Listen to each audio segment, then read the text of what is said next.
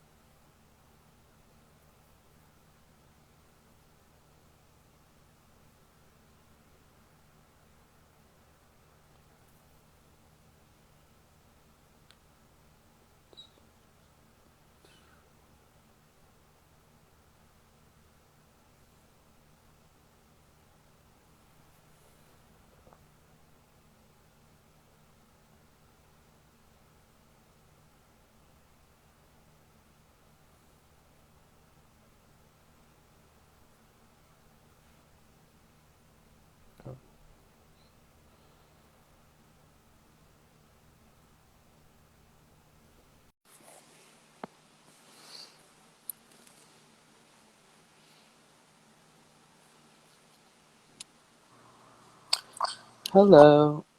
Hi, Paul. How are you? I'm doing pretty good. How are you? Good. I'm trying to pin this comment. I'm having a little trouble. Yes, that's the hardest part of this whole process.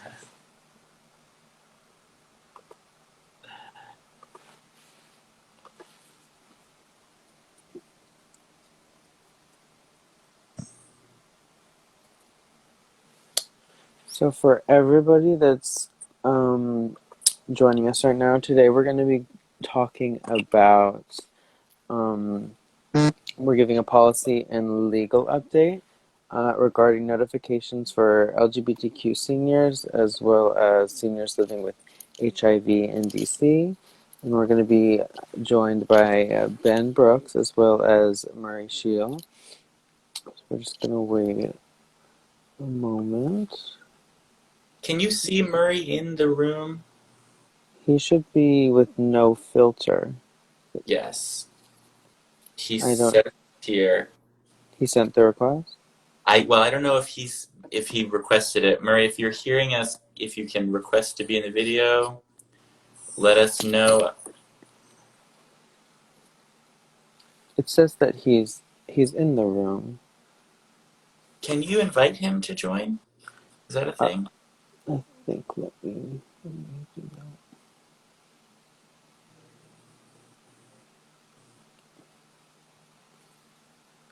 Hmm.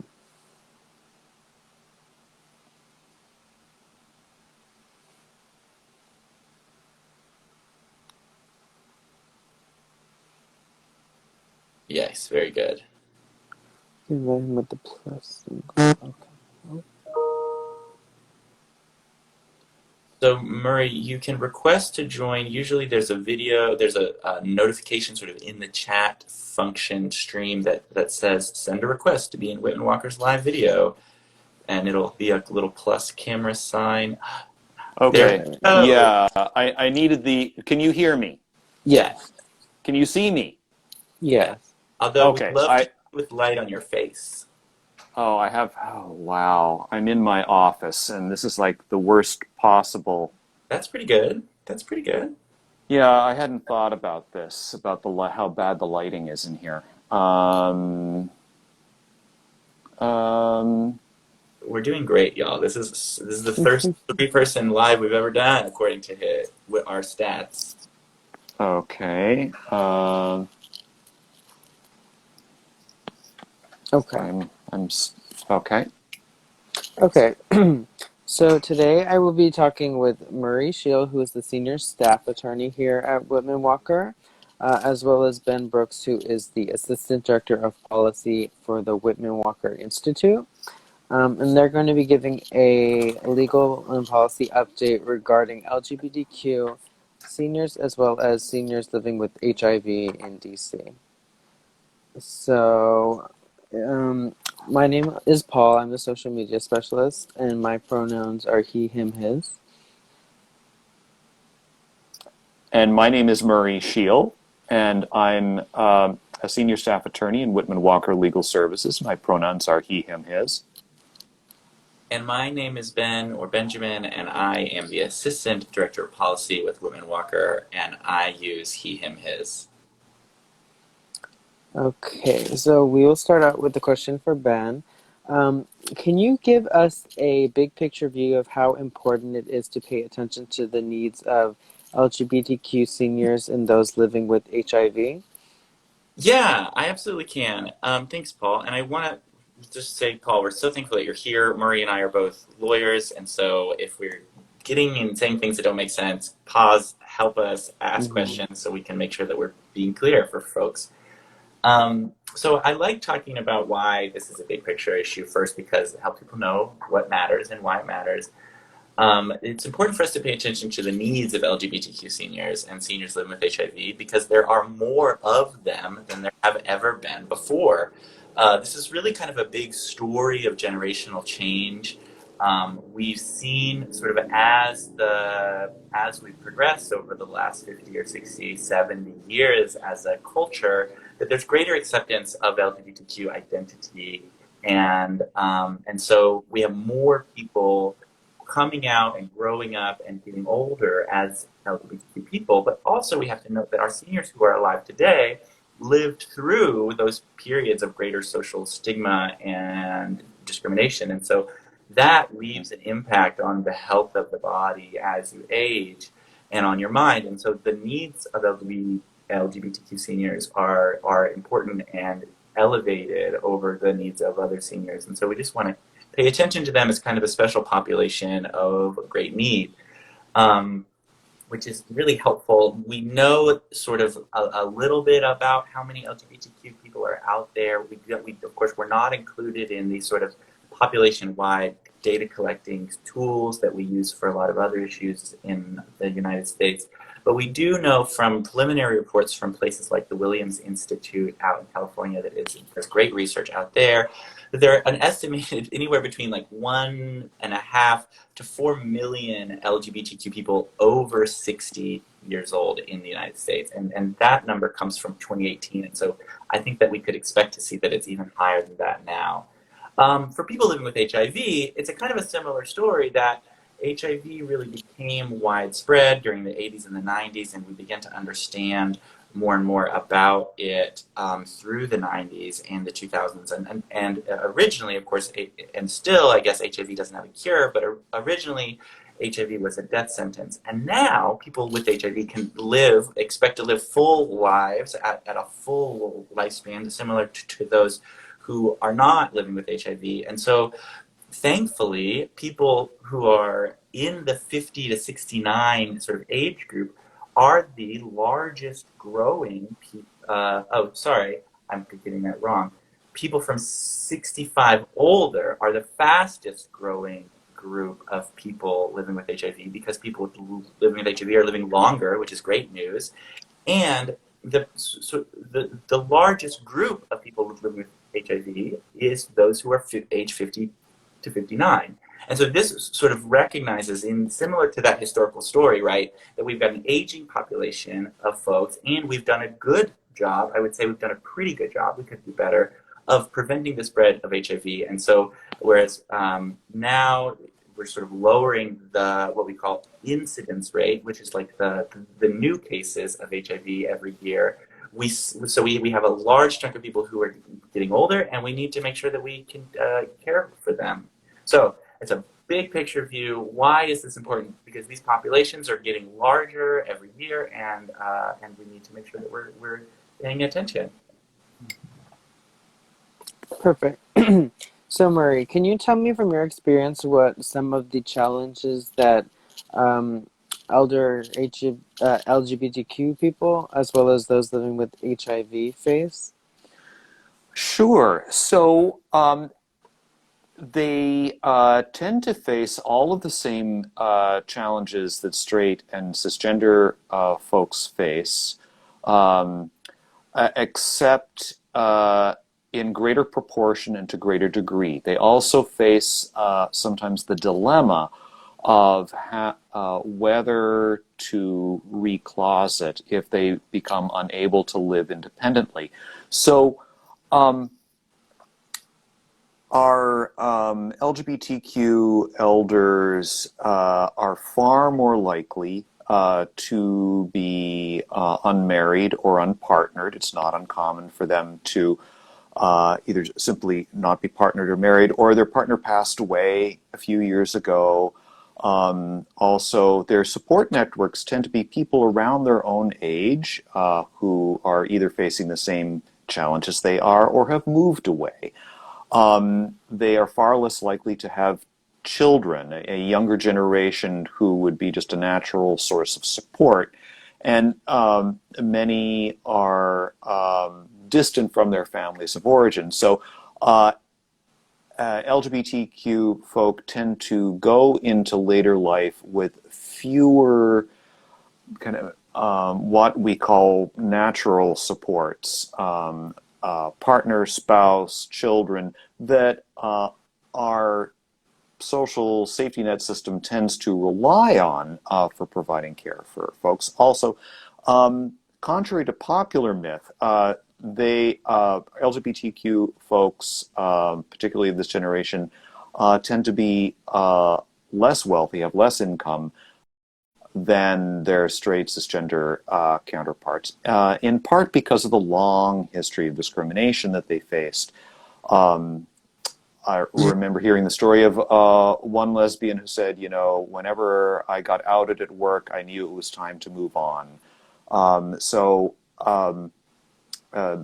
Discrimination tended to put downward pressure on earning and wealth accumulation. So they're going into later life with lower economic supports than their straight cisgender counterparts. They also tend to go into later life with higher levels of physical disability.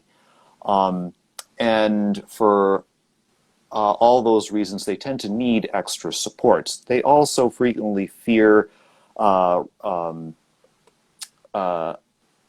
to recloset if they need to go into assisted living or nursing home care, or have personal care aides come into their home. So this raises an extra dilemma for them as they enter into later life. Mm.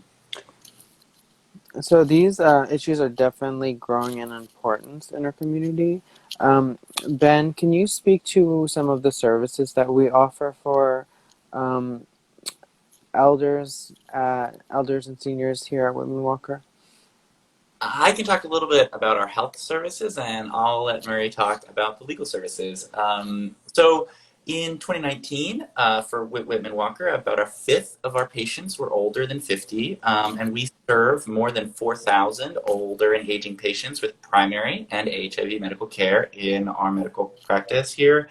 LGBTQ elders from all over the district and the surrounding states, in fact, are enrolled in our senior circle support groups. We have sort of peer support groups that are available to help combat social isolation and offer connection and friendship as sort of our seniors go into the future with the challenges that Murray just described.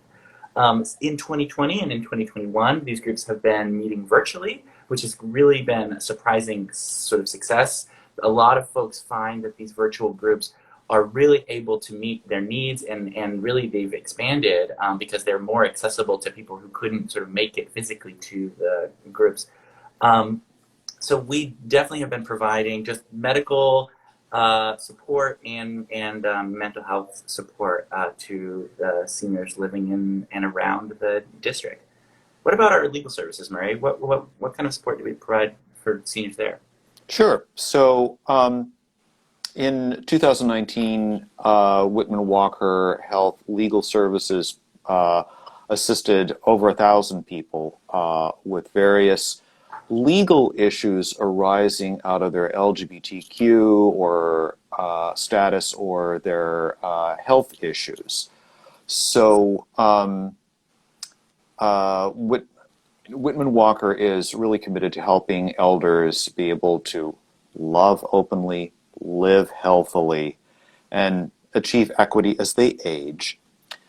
So as part of that, we help people, for instance, engage in drafting up what we call estate planning or future planning documents that can help people live in ways that preserve their identity, their autonomy as much as possible. So healthcare powers of attorney and advance directives, a general power of attorney for financial matters, a disposition of remains regarding what they, how they want their final remains handled when they pass away, a last will and testament, so that their property gets distributed as they wish. All of these are tools that people can, documents that are tools that people can use to make sure that it's people they trust who will have decision-making power and the ability to advocate on their behalf if they come to a point in their life where they need that, and will guarantee that their identity is supported. We also help people with insurance, for instance, the transition to Medicare when people turn age 65, or at any point in life. We help people with insurance matters, Medicare, Medicaid, private insurance, also with disability insurance. We help people with discrimination matters arising out of HIV or LGBTQ status. And we also have an immigration practice that helps people who are trying to establish lives here in the U.S. who are dealing with some sort of HIV or LGBTQ issue in their immigration. So that's a very bird's eye view of the services that we offer in Whitman-Walker Legal Services to support our clients, our patients in our Whitman-Walker Health, and also members of the community who are LGBTQ and HIV positive. Perfect. Great to hear. Can you also talk about a little bit about what's being done in the DMV area to protect LGBTQ seniors and those seniors living with HIV? Sure. So some good news on that front. In 2020, Washington, D.C. and Montgomery County, Maryland amended their laws to specifically prohibit discrimination on the basis of sexual orientation and gender identity in nursing homes. Both jurisdictions have had strong anti-discrimination laws of general applicability for some time.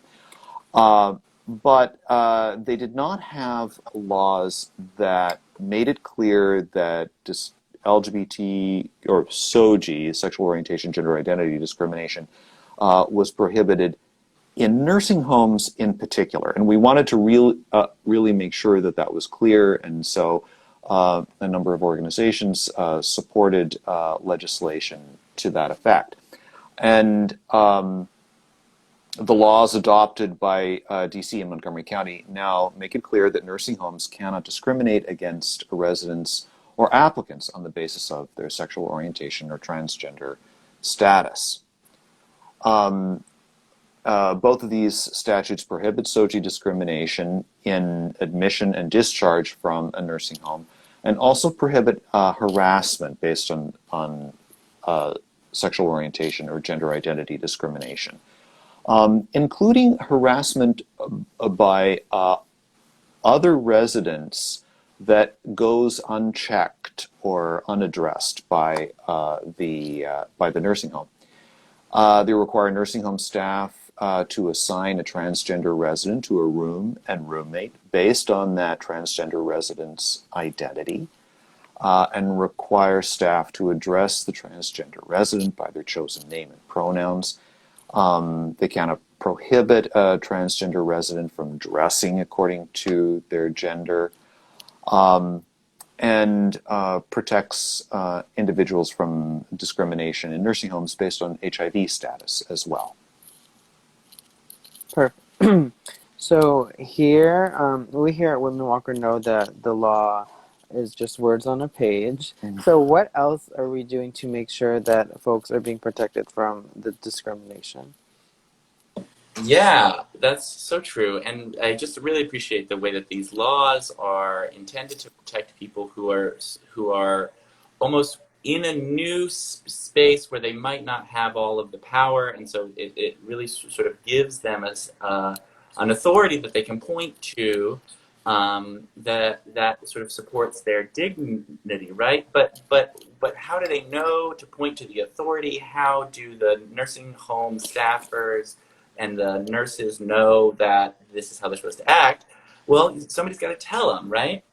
And so when DC passed the new law, which is called the Care for LGBTQ Seniors and Seniors with HIV Amendment Act of 2020, they didn't provide funding for it, for the enforcement and education pieces of the act in 2020. But thankfully, they have funded this bill totally in 2021, and in the budget this year, we got funding for the Office of Human Rights to conduct the education and enforcement actions. So more than just the words on the page now, there are education and enforcement actions that will begin to take place through 2021 into 2022 and 2023, which is really, really good news. Of course, this sort of conversation that we're having is Whitman-Walker's contribution to creating education materials for these assisted living homes and assisted living professionals, which is really, really good news. I will let Murray talk a little bit more about what happens if somebody experiences discrimination in their nursing home and what they can do to sort of effectuate those rights. So, say Ben and I, say I'm in Shady Pines nursing home or skilled nursing facility, as it's sometimes called, in Northwest or up in Montgomery County. And Ben comes to visit me, as he's so kind to do. And, I tell him, Ben, I get awful comments from some of the staff about being gay, and I'm really afraid to bring it up sometimes. And there's this one person in particular who is kind of on my case about this, and I just don't know what to do. Well, Ben can tell me that I can reach out to the long-term care ombudsman in virtually every jurisdiction in the country. The local counties and jurisdictions have a staff of long-term care ombudsmen. These are staff and sometimes trained volunteers who go out regularly to nursing homes to meet with people who are experiencing problems with the nursing home, how they're being treated there, and they act as advocates to resolve these matters. And so the first thing that I or Ben on my behalf could do is reach out to the long-term care ombudsman's office. So we're going to put this information into the chat box, but just so you know, the DC Ombudsman's Office, Long-Term Care Ombudsman's Office, can be reached at 202-434-2190. Again, that number is 202-434-2190. The Montgomery County Long-Term Care Ombudsman's Office can be reached at 240-777-3369. Again, it's 240-777-3369.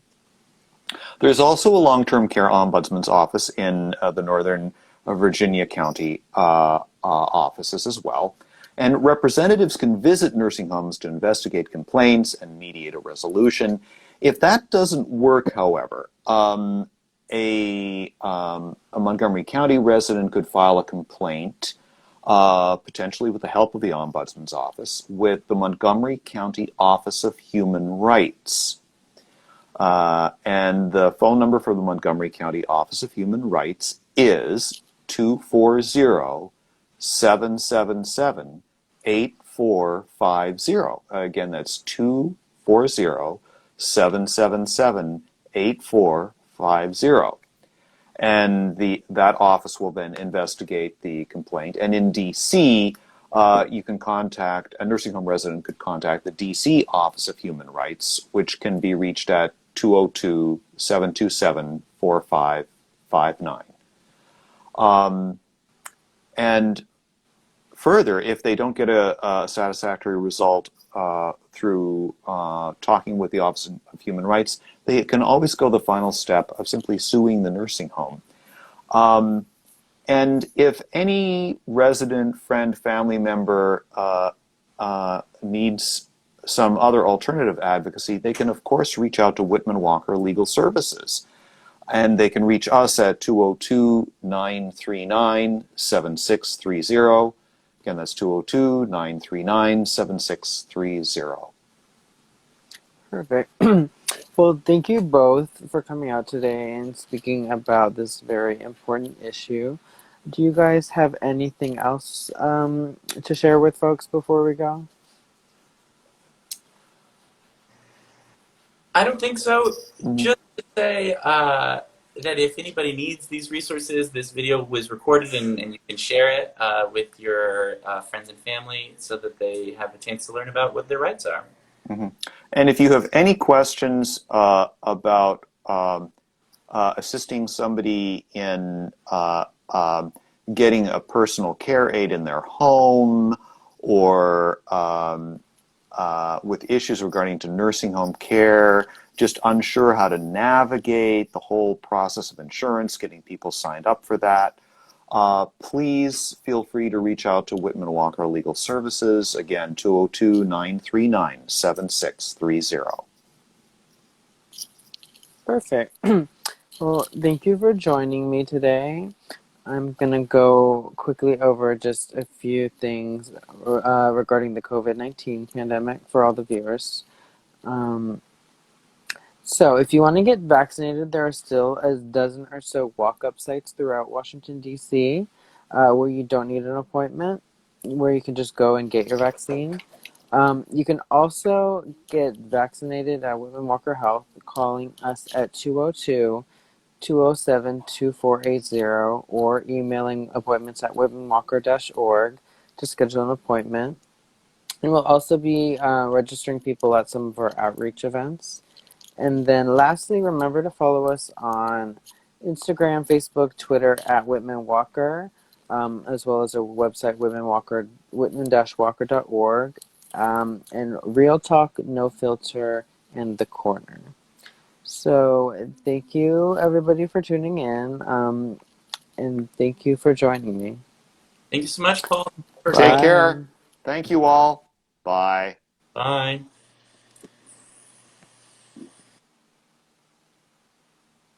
Okay.